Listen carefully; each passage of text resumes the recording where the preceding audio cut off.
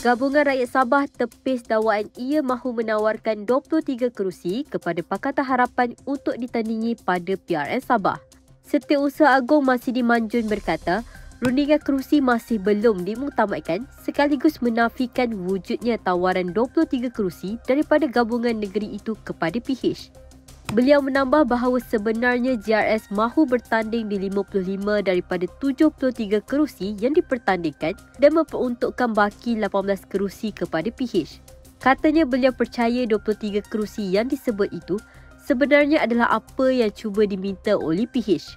Masidi juga menepis hujah Parti Solidariti Tanah Airku bahawa PH patut hanya mempertahankan 7 kerusi yang disanang sekarang, mengatakan dalam kerjasama yang tulen, seseorang harus melayan rakan kongsi seperti sahabat.